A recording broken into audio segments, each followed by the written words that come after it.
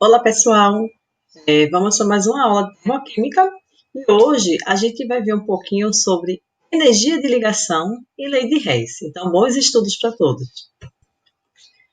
Então, termoquímica, iniciando com energia de ligação, nós temos que a energia de ligação é a energia envolvida, ou seja, absorvida na quebra de um modo de determinada ligação química, supondo todas no estado gasoso a 25 graus Celsius e 1 atm.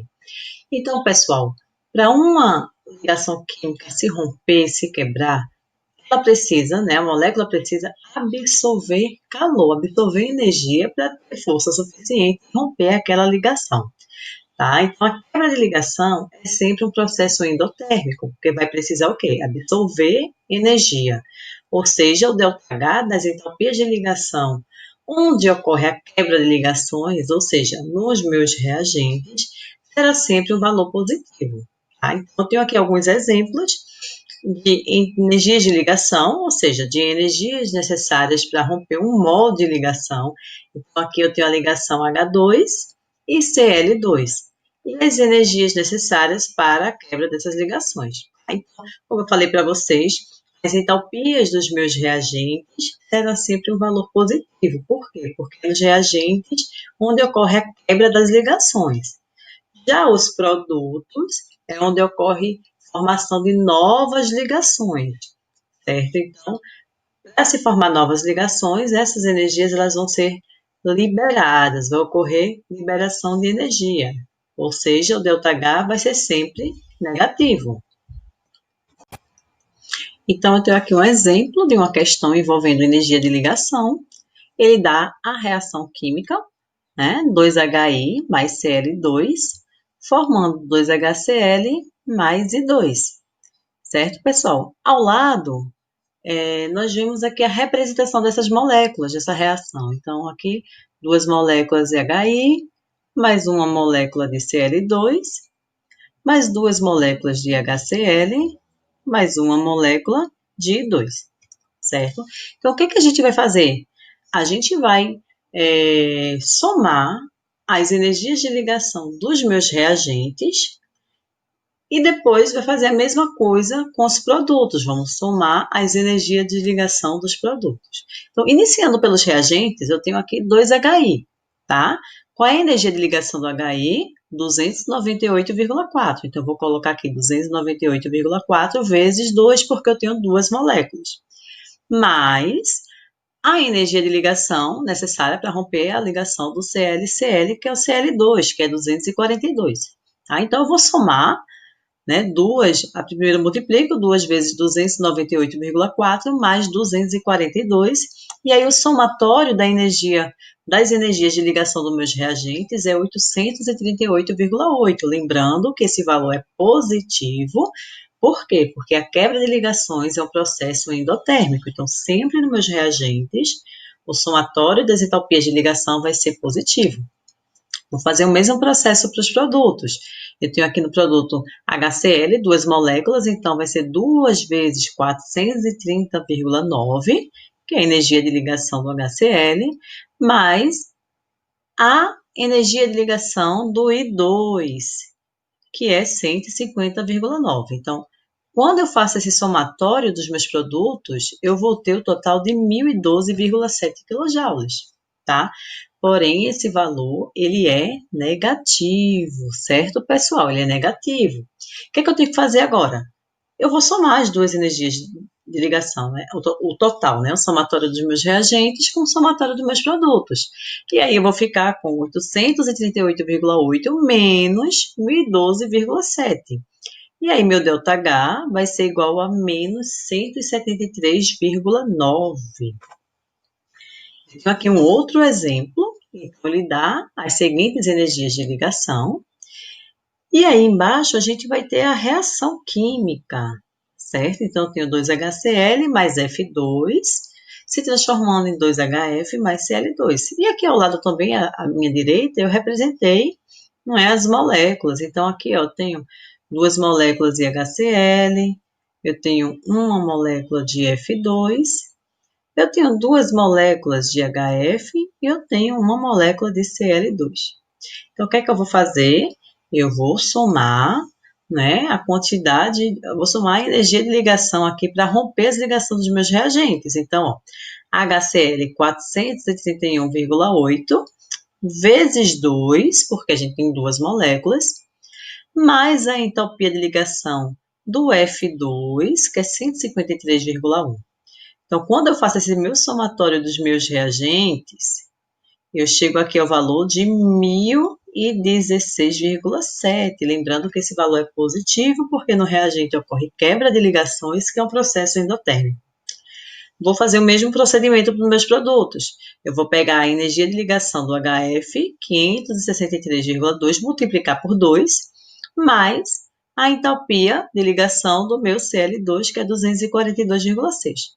Quando eu faço esse meu somatório dos meus produtos, eu vou ter o valor de 1.369. Lembrando que esse valor total vai ser negativo, porque nos produtos ocorre a formação de ligação com o processo isotérmico.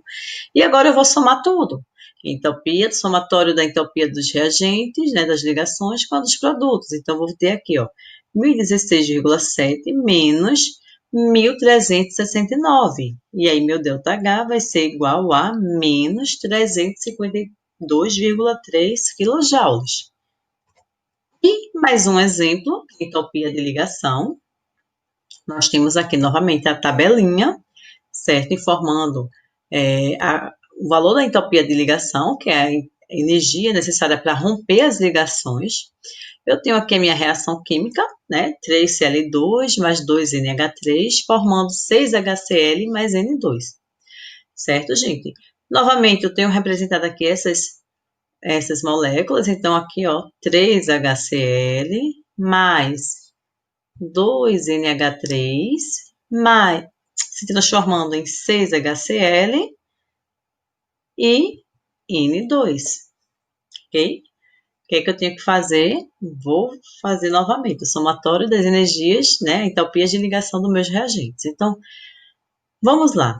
Inicialmente, eu tenho o quê? Cl2. Tá aqui meu Cl2. Então, eu tenho 3 moléculas Cl2. Então, eu vou pegar 3 vezes 58, que é a entropia de ligação do Cl2, certo? E aí, eu vou somar agora com a entropia da amônia, certo, gente? Agora, preste atenção aqui na molécula da amônia. N ligado a 3 hidrogênios, tá? Então, todo mundo prestando atenção na molécula da amônia. Percebam que cada molécula de amônia, eu tenho o nitrogênio ligado com 3 hidrogênios. Então, eu tenho aqui, ó, 3 ligações entre NH. Eu tenho NH, eu tenho NH e eu tenho NH. Então, aqui no total, em cada molécula de amônia, eu tenho 3 ligações entre nitrogênio e hidrogênio.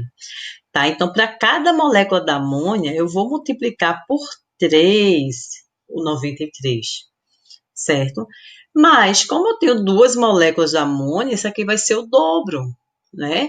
Ou seja, eu vou ter que multiplicar o 93 por 6 no total, certo? Então, aqui, ó, 2 vezes 93 vezes 3. Então, algumas moléculas, a gente precisa ter esse cuidado, né? A gente precisa visualizar essa molécula no espaço, né? E saber quem são os átomos que estão ligados a quem. Então, a molécula da amônia é NH3. Eu tenho nitrogênio ligado a 3 hidrogênios. Então, eu tenho aí no total 3 ligações entre o nitrogênio, que é o átomo central, e os hidrogênios, certo? Então, resolvendo aqui, somando as minhas entalpias dos reagentes, eu vou ter o total de 732 kJ positivo. E nos meus produtos, eu vou ter aqui 6HCl, então eu vou pegar a entalpia do HCl, que é 103, multiplicar por 6, mais a do N2, que é 225. Fazendo esse somatório, eu vou ter 843 negativo, né, gente? E aí eu vou somar as duas. Eu vou ficar com 732 menos 843. Então, o ΔH dessa reação vai ser igual a menos 111 kJ. E a gente vem para a lei de Hess, tá, gente? Então, entropia de ligação é uma forma diferente, né, de calcular o ΔH daquela reação a partir das energias, das entropias das ligações, certo? É diferente do que a gente tinha visto anteriormente, onde a gente utilizava a fórmula ΔH é igual à entropia dos produtos menos a entropia dos reagentes. Então, percebam que a gente já tem duas maneiras diferentes de calcular o ΔH da reação. Não é? A gente usa a fórmula quando a questão da entropia das substâncias. Em entropia de ligação, ele dá a entropia da quebra de cada ligação dos reagentes. Então, a gente vai fazer o somatório dos reagentes com um dos produtos, sabendo que reagente é sempre positivo e produto é sempre negativo. E lei de Hess é uma terceira maneira da gente calcular o ΔH de uma reação. Tá? Então, vamos conhecer um pouquinho o que é que diz a lei de Hess, certo? A variação da entropia, né, que é a quantidade de calor liberado ou absorvido em uma reação química, depende apenas dos estados inicial e final da reação. Então, vamos entender o que é que diz esse enunciado. Então, gente, eu tenho aqui uma reação química, que é o carbono grafite, sendo somado, né, reagindo com o oxigênio gasoso. E aí, eu vou ter como produto o meu CO2, certo? Então, aqui eu tenho o meu estado inicial e meu estado final, meu reagente e meu produto. Porém, essa reação, ela pode se processar de duas maneiras, por dois caminhos. Ela pode se processar pelo primeiro caminho, que é esse que a gente vê aqui, certo? Onde essa reação ocorre em uma única etapa, então o carbono reage com o oxigênio formando CO2, ou ela pode vir aqui pelo segundo caminho, onde eu tenho o meu carbono, certo? Reagindo com meia molécula de oxigênio, vai formar o CO, e depois o CO vai reagir com meia molécula de oxigênio e formar o CO2. Aqui embaixo a gente observa melhor essas reações, tá? Então, primeiro caminho, como eu falei para vocês, é a reação direta, onde o carbono reage com o oxigênio, formando o CO2. E no segundo caminho é por etapas. Primeiro, o carbono reage com meio mol de oxigênio, vai formar o CO, que é o monóxido de carbono. Depois desse monóxido de carbono, ele vai reagir com mais meio mol de oxigênio e vai formar, enfim, o CO2. Então, observa que meu estado inicial, meu reagente e meu produto final são os mesmos. Apenas muda o caminho da reação. No primeiro caminho, se processa de uma única etapa e no segundo caminho, por duas etapas, tá? Mas, ó, vamos observar aqui o ΔH do primeiro caminho, menos 393,3 kJ, certo? E se a gente observa os ΔHs do segundo caminho, né? Para cada etapa a gente tem um ΔH diferente. Então, primeiro aqui eu vou chamar de ΔH1, vai ser menos 110,3 kJ, que é a energia liberada na primeira reação. E na segunda reação eu vou ter menos 283,0 kJ. Né, gente? Agora observe que se eu somar ΔH1 com ΔH2, vai me dar o quê? Vai me dar menos 393,3 kJ, né? Ou seja, o mesmo ΔH que o primeiro caminho. Então, independente de quantas etapas aquela reação, quantos caminhos ela possa ter, o ΔH, gente, levando em consideração o estado inicial e o estado final, é o mesmo, certo? Se essa reação do segundo caminho se processasse por 3, 4 etapas, quando eu somasse todos os ΔHs, iria dar o mesmo ΔH do primeiro caminho. Tá? Então, a gente chega à conclusão que o somatório de ΔH1 mais ΔH2 é igual ao ΔH da primeira reação. Generalizando, dizemos que, partindo-se sempre de um mesmo estado inicial, ou seja, de um mesmo reagente, e chegando sempre ao mesmo estado final, ao mesmo produto, o ΔH será o mesmo, quer que a reação seja direta, ou seja, se efetue em uma única etapa, ou quer que ela se efetue em várias etapas. Ou ainda, o ΔH independe do caminho percorrido da reação, independe de quantas etapas vai ter aquela reação, o somatório sempre vai ser o mesmo. E aí a gente vem para as consequências da lei de Hess, tá? Então, gente, isso aqui é importante porque através dessas consequências a gente vai conseguir calcular o ΔH utilizando a lei de Hess, tá? Então, na lei de Hess, as reações químicas elas têm um comportamento parecido com as equações matemáticas, né? Então, primeiro, as equações termoquímicas elas podem ser somadas como se fossem equações matemáticas. Então, percebam aqui, eu tenho minha primeira reação, carbono-grafite mais meio mol de oxigênio formando um monóxido de carbono, ele tem o ΔH, e na segunda etapa dessa reação, o monóxido de carbono reage com meio mol de oxigênio e forma o CO2. Eu posso somar essas duas reações, certo? E obter uma terceira reação. Então, primeiro, como é que a gente soma uma reação química?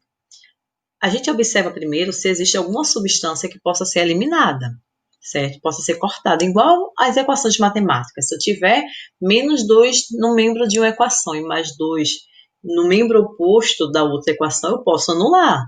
Então, na química é muito semelhante. Então, eu percebo que nessa primeira equação, ó, eu tenho o CO no meu produto e tenho o CO no meu reagente da segunda equação. Então, eu posso estar eliminando o monóxido de carbono, tá? Então, primeiro eu observo o que é que eu posso eliminar. Já que no oxigênio, gente, eu não posso eliminar porque os dois estão no mesmo membro, os dois estão nos reagentes, então eles vão ser somados, tá? O que é que eu faço agora? Não tem mais nada que eu possa eliminar, eu vou somar. Eu vou repetir o que ficou. Então, eu fiquei aqui ó, no meu reagente com carbono grafite. Aqui eu tenho meio mol mais meio mol, vou ter um mol de oxigênio. E nos meus produtos eu fiquei com CO2, certo? Somei as equações, eu também somo os deltas H. Então, ó, menos 110,3 menos 283 vai ser igual a menos 393,3 kJ. Então, a gente pode estar somando as equações químicas, da mesma forma que, obrigatoriamente, a gente vai somar os ΔH dessas reações, ok? O que é que eu posso fazer também, né, com a equação química? Eu posso estar invertendo uma equação. Então, vamos imaginar que eu tenho aqui a minha primeira equação, carbono, grafite, reagindo com oxigênio, formando CO2. O inverso dessa reação é o quê? É eu pegar meu produto, jogar para o lado dos reagentes e meus reagentes jogar para o lado do produto. Então, esse meu CO2 vai virar agora reagente e o carbono, grafite mais oxigênio vai virar produto. Inverter a reação. Porém, quando eu inverto uma reação química, uma equação química, eu vou ter que inverter também o quê? O sinal do ΔH, certo? Então, se esta reação ela era exotérmica, o inverso dela é endotérmica, ok? E se eu fosse somar essas duas equações, daria zero substância, porque uma é exatamente o inverso da outra. Então, eu teria que anular o meu CO2 que aparece no produto com o CO2 que aparece no reagente, e assim eu faria com as demais substâncias. Se eu fosse somar aqui o ΔH, também daria zero, porque é a mesma reação química, apenas elas estão invertidas. E eu também posso, gente, multiplicar ou dividir uma equação química, certo? Por um número diferente de zero. E aí, o que é que acontece? O valor do ΔH também ele vai ser multiplicado ou dividido por esse mesmo número. Então, perceba que tudo que eu faço com a equação química, eu preciso fazer com o ΔH dela, tá? Então, aqui eu tenho carbono grafite mais O2 se transformando em CO2, carbono grafite mais O2 se transformando em CO2. Né? Então, eu posso dizer que eu estou multiplicando essa equação aqui por 2. Ó. Aqui embaixo, essa equação está sendo toda multiplicada por 2. O que é multiplicar uma equação? É multiplicar os coeficientes. Se no carbono eu tinha 1, eu vou multiplicar 1 por 2, vai ser 2. Se no oxigênio eu tinha 1, o coeficiente multiplicado por 2 vai ser 2. E o gás carbono eu tinha o coeficiente 1, né? Aqui embaixo eu vou ter 2. Só que o que é que eu tenho que fazer? Eu vou ter que multiplicar o ΔH, que era 393,3 kJ por 2. E aí eu vou ficar com menos 786,6 kJ. Então, é importante lembrar que as variações de entalpia das reações, ou seja, o ΔH das reações, pode ser calculado por três caminhos. Primeiro caminho, a partir das entalpias de formação das substâncias que participam da reação. É quando a gente utiliza aquela formulazinha. ΔH é igual à entalpia dos produtos menos a entalpia dos reagentes. O segundo caminho é a partir das energias de ligação existentes nas moléculas das substâncias que participam da reação, então entalpia de ligação. E a terceira pela lei de Hess, somando-se algebricamente várias equações com variações de entalpia já conhecidas, de modo a obter a equação e a variação da entalpia desejada. E aí isso a gente vai ver agora como é que se faz. Vamos lá, pessoal. Uma questão envolvendo lei de Hess, certo? Então ele dá as equações termoquímicas, ele dá a questão das duas equações termoquímicas. Na primeira nós temos enxofre mais oxigênio formando dióxido de enxofre e seu respectivo ΔH. E na segunda equação ele dá o dióxido de enxofre mais oxigênio formando o trióxido de enxofre e o seu ΔH. E aí o que é que ele pede? Ele pede para calcular o ΔH dessa terceira equação aqui. Certo, gente? Numa questão desse tipo, a gente tem que botar em mente que a gente vai precisar somar essas duas reações e a soma dessas duas reações tem que me dar essa equação, tá? Por quê? Porque se eu conseguir fazer isso, eu vou somar os dois ΔH e vou obter o ΔH da terceira equação. Tá? Então, eu só vou observar se as substâncias elas se encontram nas quantidades indicadas nas equações em cima e nos locais indicados, ou seja, nos reagentes e nos produtos. Então, eu preciso ter enxofre, um mol de enxofre no reagente. Ok, eu tenho um mol de enxofre no reagente. Eu preciso ter oxigênio no reagente, 3 sobre 2 mols. Então, eu tenho, nas duas equações, eu tenho oxigênio. Então, eu não vou me preocupar com oxigênio não, tá? Por quê? Porque provavelmente o somatório vai me dar a quantidade desejada. E eu tenho o SO3 no produto, 1 mol. E eu tenho também SO3 no produto. Então, eu não vou precisar inverter, multiplicar essas duas equações, não. Elas já estão, né, nas quantidades que eu preciso. Eu vou só somar. Então, eu vou repetir as duas equações. S gasoso mais O2 se transformando em SO2. Vou repetir o ΔH.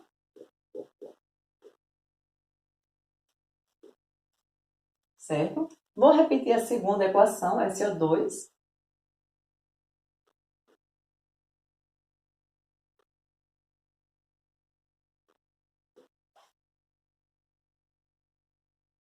Vou repetir o segundo ΔH.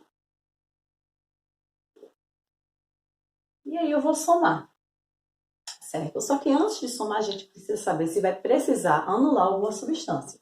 Tá? Então, a gente vai anular que substância? Aquela substância que ela aparece em um dos membros de uma equação e no outro membro da segunda equação. Então, por exemplo, SO2, eu tenho aqui, ó, SO2, um mol de SO2 do meu produto da primeira equação e tenho um mol de SO2 do meu reagente da segunda equação. Então, eu posso estar anulando.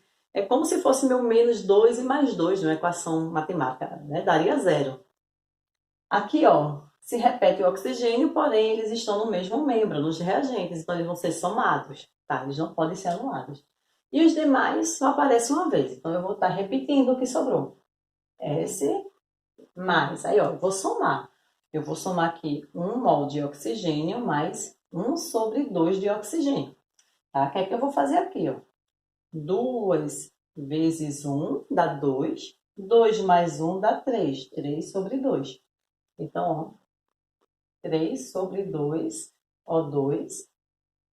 E do outro lado, SO3. Olha, cheguei exatamente na equação, né, em questão. Então, o que é que eu vou fazer agora? Eu vou somar os dois ΔH, que vai me dar o ΔH que está sendo pedido na equação. Então, ó, 8, 8, 16, sobe 1, dá 14, sobe 1, certo? Dá 9 e 3, certo? Então, meu ΔH vai ser igual a menos 394,6, certo? Vamos lá, pessoal. Mais uma questão de termoquímica envolvendo lei de Hess, tá? E aí ele dá a questão 3 equações. A primeira, carbono, grafite mais oxigênio formando CO2 e o seu respectivo ΔH, que a gente chama de ΔH1. A segunda equação nós temos hidrogênio mais oxigênio formando água e o ΔH2, que corresponde a essa equação. E a terceira equação, CH4, que é o metano mais oxigênio, formando CO2 mais água e seu respectivo ΔH. E aí ele dá uma quarta equação química, que é essa aqui, onde ele pede para a gente calcular o ΔH dessa equação. Então, o que é que eu tenho que fazer? Eu vou precisar somar essas três equações e obter essa. Professora, como é que a gente vai fazer isso? Então, vamos lá, com calma. Lembra que a gente pode estar invertendo a equação, multiplicando, dividindo, né? Então, é isso que a gente vai fazer. O que a gente vai precisar fazer vai depender do que eu tenho aqui na minha quarta equação. Então, vamos lá. Eu preciso ter carbono grafite no reagente em alguma das equações. Eu tenho aqui, ó, carbono grafite no reagente da primeira. Isso significa que minha primeira equação, ela está ok. Eu não vou fazer nada com ela, eu não vou inverter. Por quê? Porque o carbono já está onde eu quero que ele esteja, nos reagentes. A quantidade também está ok, 1 mol, então eu não vou fazer nada. Eu vou fazer o quê? Eu vou reescrever a primeira equação do jeito que ela está. Então, eu vou ficar aqui, ó, carbono grafite mais oxigênio gasoso se transformando em CO2. E o ΔH1 também permanece inalterado. Certo? Vamos para a segunda substância da reação que eu quero calcular o ΔH. O hidrogênio. Então, eu preciso ter 2 mols de hidrogênio nos meus reagentes. Quando eu olho na equação 2, eu tenho hidrogênio no reagente.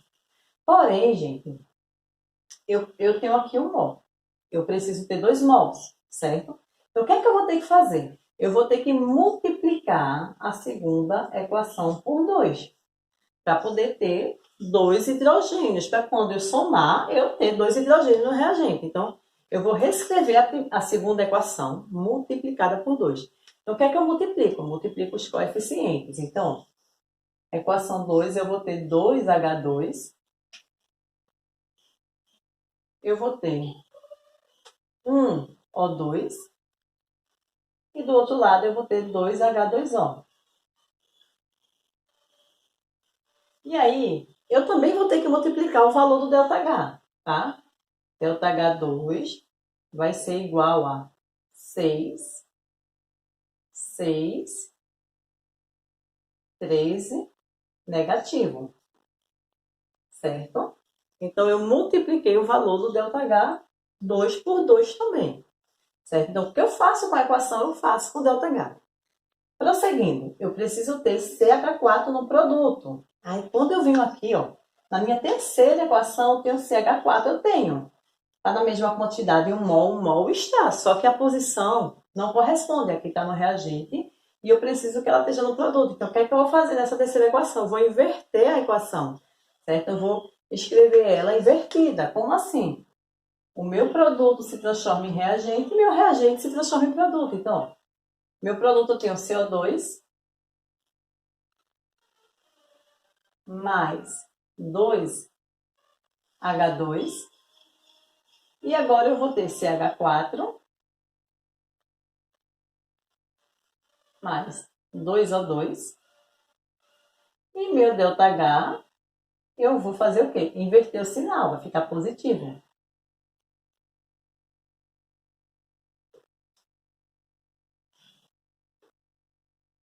Então, eu já manipulei minhas equações químicas, tá? De forma que ela fique mais próxima possível da minha quarta equação, que é que eu quero achar o ΔH. O que é que eu vou fazer agora? Eu vou somar, gente.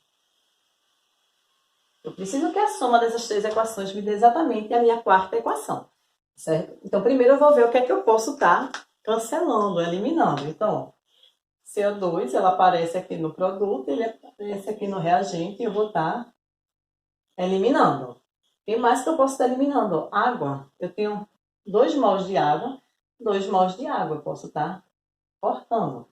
Oxigênio eu não posso cortar, certo? Porque está aqui no mesmo lado, certo? Não, mas ó, tem oxigênio aqui, não é? Então, ó, quando eu somo um oxigênio mais um oxigênio, vai me dar 2 oxigênios nos reagentes no total. E aqui eu tenho 2 oxigênios no produto, então eu vou cortar esses 2 oxigênios com esses 2 oxigênios. Grafite só aparece aqui, hidrogênio só aparece aqui, e o metano só aparece aqui. Então, eu vou escrever o que é que sobrou. Sobrou carbono grafite.